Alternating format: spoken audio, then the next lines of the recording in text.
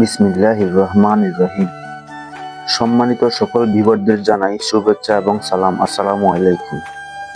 মহান আল্লাহর নামে এবারে যাত্রা শুরু করছি চট্টগ্রামের টাইগার পাস থেকে ভ্রমণ পিপাসুদের স্বর্গরাজ্য নামে খ্যাত বান্দরবানের উদ্দেশ্যে। আর এবার যাচ্ছি হাইস গাড়ি ভাড়া করে। আমাদের টোটাল ট্যুরমেট ছিল 13 জন। যাত্রাপথে সাতকানিয়া কেরানীহাট বাইতুস শরফ মসজিদে আমরা সবাই ফজরের সালাত আদায় করে নিলাম। এই ভিডিওতে আপনাদের জন্য তুলে ধরব আমাদের একদিনের বান্দরবান ভ্রমণের সকল তথ্য সহ সারাদিনের ভ্রমণ গল্প। আমরা এখন আমাদের সুপারভাইজারের বান্দরবান যাওয়ার অনুভূতি শুনবো। সবাইকে নিয়ে ইনশাআল্লাহ একটা নতুন অভিজ্ঞতার উদ্দেশ্যে রওনা দিয়েছি। নাইট ট্রিপ হবে আমাদের জন্য আশা করছি। তো পরবর্তীতে আপডেট আবার জানাবো, ঠিক আছে? ঢাকা সহ যে কোনো জায়গা থেকে খুব সহজে বাস, মাইক্রো বা প্রাইভেট কারের মাধ্যমে বান্দরবান আসতে পারবেন।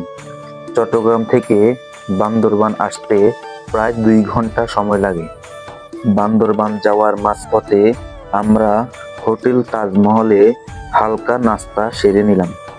হাইওয়ে হোটেলগুলোতে খাবারের দাম তুলনামূলক কিছুটা বেশি হওয়ায় খাওয়ার আগে অবশ্যই খাবারের মূল্য জিজ্ঞেস করে নেবেন। চলুন এখন আমাদের হান্নান ভাইয়ের কাছ থেকে আজকের দিনের ভ্রমণ পরিকল্পনা একটু শুনে নেই। আমরা রওনা দিব হচ্ছে মেঘলার দিকে, নীলগিরি চলে যাব। যাত্রা বিরতি শেষে আমাদের গাড়িটি ছুটতে থাকে গন্তব্যের উদ্দেশ্যে। শহরে প্রবেশ করেই গাড়ি থেকে নেমে পড়লাম ধনেশ চত্বরে। আর এই চত্বরের পাশেই রয়েছে জিপ মালিক সমিতির অফিস। এই অফিস থেকে কিন্তু আপনারা চাঁদের গাড়ি থেকে শুরু করে মাহিন্দ্রা, নোহা গাড়ি অথবা হাইস পেয়ে যাবেন। এগুলোর কিন্তু আলাদা আলাদা ভাড়ার চার্ট দেওয়া আছে। আমরা একটি চাঁদের গাড়ি ঠিক করেছি। বেশি সংখ্যক লোক হলে চাঁদের গাড়ি রিজার্ভ করে যাওয়াই ভালো, আর অল্প সংখ্যক লোক হলে চাঁদের গাড়ি শেয়ার করে যাওয়া যায় অথবা সিএনজি রিজার্ভ করে যাওয়াও সম্ভব।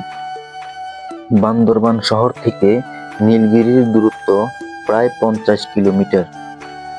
কিছু সময় পর পর চোখে পড়বে পাহাড়িদের ছোট ছোট গ্রাম।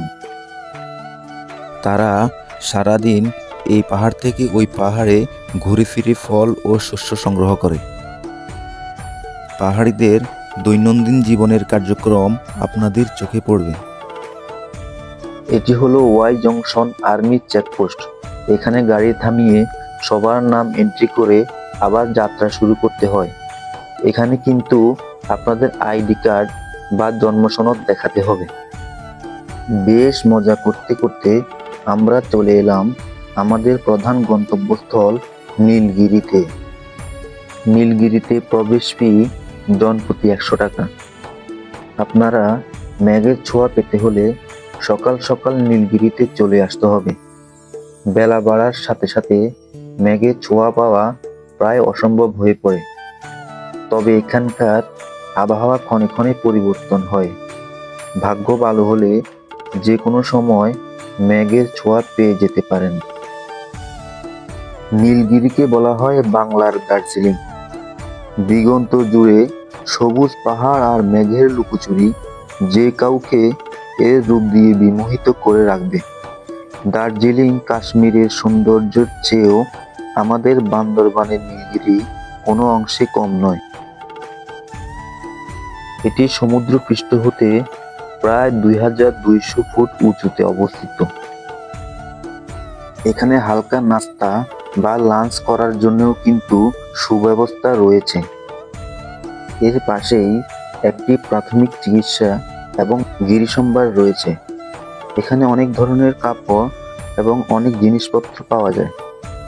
এখানে পুরো বান্দরবানের একটি ম্যাপ দেখতে পাবেন। এটি একটু খেয়াল করলে পুরো বান্দরবানের বিভিন্ন জায়গা সম্পর্কে একটা ধারণা চলে আসবে। এখানে অনেকগুলো কটেজ দেখতে পাবেন। পুরো এলাকাটা পরিষ্কার পরিচ্ছন্ন। একটু পর পর বসার চেয়ার ও বেঞ্চ দেওয়া আছে। এখানে বসে বসে প্রকৃতির সৌন্দর্য উপভোগ করতে পারবেন। এই নীলগিরি পরিচালিত হয় সেনাবাহিনীর তত্ত্বাবধানে। এখানে চাইলে আপনারা কটেজে থাকতে পারবেন। এখানে অসাধারণ ভিউয়ের সাথে জায়গায় জায়গায় ছবি তোলার ব্যবস্থা করে দেওয়া আছে। নীলগিরি হেলিপ্যাডে আসলে আপনারা অসাধারণ কিছু ভিউ দেখতে পাবেন। এখান থেকে চারিদিকে শুধু পাহাড় আর পাহাড় দেখতে পাবেন, সব উঁচু উঁচু পাহাড়। কিন্তু এই নীলগিরি থেকে দেখলে আপনার মনে হবে সব ছোট ছোট পাহাড়। নীলগিরির সামনে কিন্তু বেশ কিছু ফলের দোকান দেখতে পাবেন। এখানকার পাহাড়ি ফলগুলো খুবই সুস্বাদু। আপনারা চাইলে খেয়ে নিতে পারেন অথবা চাইলে কিনেও নিয়ে যেতে পারবেন। নীলগিরির পরে আমরা আবারও আনন্দ করতে করতে চলে গেলাম আমাদের পরবর্তী গন্তব্যস্থল চিম্বুক পাহাড়।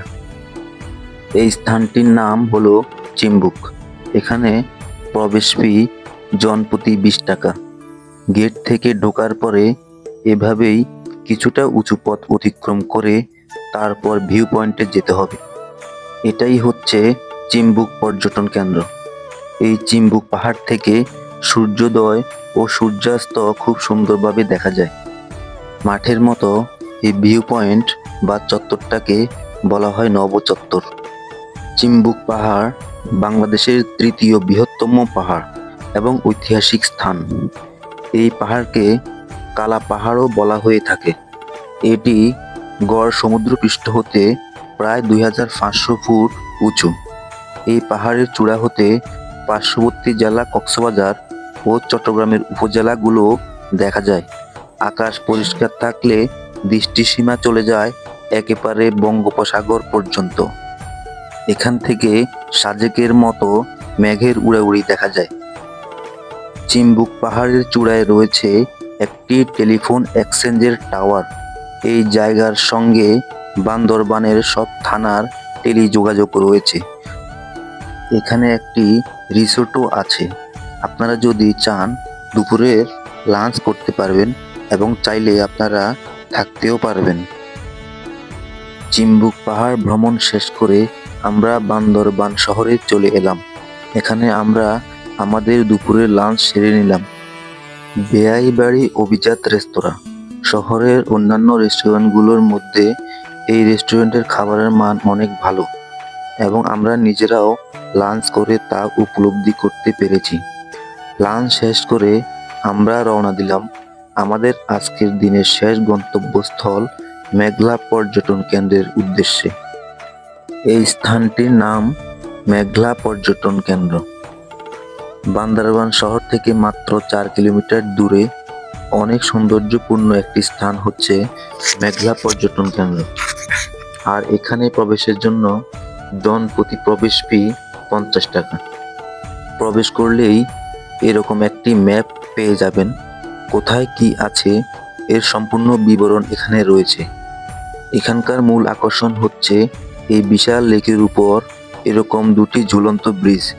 কিছুটা রাঙ্গামাটির ঝুলন্ত ব্রিজের আদলে তৈরি করা হয়েছে।